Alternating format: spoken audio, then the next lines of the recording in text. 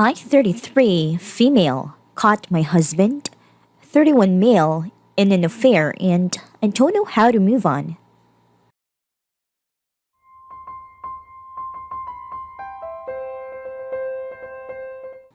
I've suspected things had been going on for a while, but kept brushing it off. I thought he would never do that to me. Since around April, he's been refusing my attempts to have sex most of the time, sitting differently on a couch to where he's facing away from me. Little things. It's with one of our good friends. She came to my house a few weeks ago. She's texted me. She's pretended to be there for me. I found out because I rolled over and they were having a Snapchat conversation. She said she wished she could be there to hold him and his samurais that I tried to seduce him last night and mocked it. I confronted him and he admitted it. He said that it was because quarantine was stressful. He does not want to work things out. He thinks of me only as a friend in his heart. When I told her husband, he confronted her and apparently they actually kissed back in February. I think at that moment, I was never going to be enough for him. We used to be so happy. The week before they kissed, we celebrated Valentine's Day together. He bought us a nice bottle of wine for our anniversary. We had fun. We were perfect. I don't know where to go from here. We've been married only about a year. I feel like he took so much from me and doesn't even want to go to therapy to work this out. I don't want to leave my house, but everywhere in it I see him. He chose her. I've been cheated in every relationship I've ever been in. He was supposed to be my forever. I don't know what to do. I've made therapy appointments, but I was also laid off last month, so I have too much free time to analyze every single moment where he might have been lying to me or where I made myself pathetic, trying to cling to him. How do I start to get through this? Updates? First of all, I just want to thank everyone here for the support I received following my first post back in August. At the time, it truly felt like my world was ending. It was important to me to make this update because I need to tell anyone who's currently going through the same thing. It gets better. You will get so much better. I had one conversation with my husband since everything happened, by his choice. It lasted maybe 5 minutes and was like talking to a robot. I know from others that he cries to people about how he ruined his life, but I have never once gotten an apology or the same show of regret. At this point, I don't care. I know him and the other woman are still seeing each other, and frankly, they deserve each other. Good for them. While I still feel angry occasionally, I no longer mourn what I once had. Instead, I'm so excited for the life I now get to live. I moved to a small, walkable city and gave myself my dream apartment. It makes me so happy to see how I've decorated it and to just live in a cozy place instead of our old dreary house. I was the breadwinner in our marriage, and he would make me feel awful about wanting to pay for nice meals or do fun things. Since moving here, I've done a ton of foodie fun stuff and don't feel guilty. It's so refreshing. I have dipped my toe into the dating pool again and had plenty of mediocre dates from dating apps. Recently, I found someone who I've really clicked with, and I'm enjoying how appreciated and desired he's made me feel. It's definitely early and we're moving slow, but overall, dating has made me realize that I'm a catch who doesn't know how to settle. Therapy has done wonders and I'm so happy. I immediately dove into it. My therapist is proud of me. I'm proud of me. I've stopped looking at being divorced as a failure. You failed, not me. I'm genuinely happy and excited to wake up each morning and no longer feel like this terrible weight is sitting on my chest. The holidays were surprisingly easy, and I found myself so happy to spend time with my family without giving to compromise anything. So, all in all, life is good and there's so much of it ahead. Looking back, I can't believe I wasted so much time thinking about how I could get him to come home.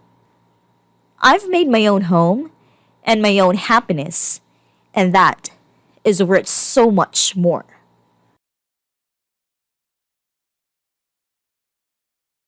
Lawyer first. Get the divorce filed and get their advice on if it's okay for you to leave the house while things are processing. As for the other, you need to fill your time. Devote yourself to hobbies, including picking up new ones. Rely on friends, long video calls, watching movies together, etc. Fill as much of your time as you can until things start to process. I'm so sorry he gave up on you without even trying, Hon. You deserve far better than that. It's a shame some people are so good at hiding how little respect they have for other folk, but please hold on to the fact that none of this was your fault. There is absolutely zero reason for a partner to cheat, ever, and there is absolutely no justification that can put even a shred of the blame on you. You can't go to therapy and work this out. It only gets worked out if both people want to put the effort in, and your husband has made it very clear he's not interested in trying to make the relationship work. He directly told you that. You need to find a lawyer and file for divorce. Have a mantra to help you when things get overwhelming. I'm going to be okay. This sucks, but I'm going to be okay. I am a loyal, trustworthy, hardworking woman. I deserve the same in return. I am beautiful, I am confident, I am worthy. Even if you don't feel they are true in this moment, it will help to say them out loud until they hold truth to you. I'm sorry you are going through this. You can't trust this man anymore, and he is not willing to compromise with you. You deserve better. I absolutely have to agree with how helpful a mantra can be. My ex-husband was abusive, cheating, lying, stealing, just the worst possible, and we had been together since we were young teens. It was a hard break-up. He kicked out me, and our 2 kids, 1 and 2 years old at the time, right after maxing out my credit cards, and spending all of our savings. I hadn't been allowed to work since the kids were born, because he would threaten me every time. He didn't pay child support, or see the kids. He was stalking me, and I was scared to file for divorce, because he didn't want me to, and was legitimately dangerous. I got through the first year just repeating I can, I am, I will, which was short for I can get through this / do these things / make something positive out of this, because I'm doing it, and I will continue to until I come out on the other side.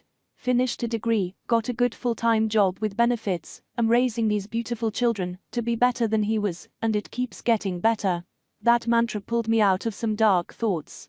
It wasn't over the top, and was just enough that I could actually believe it.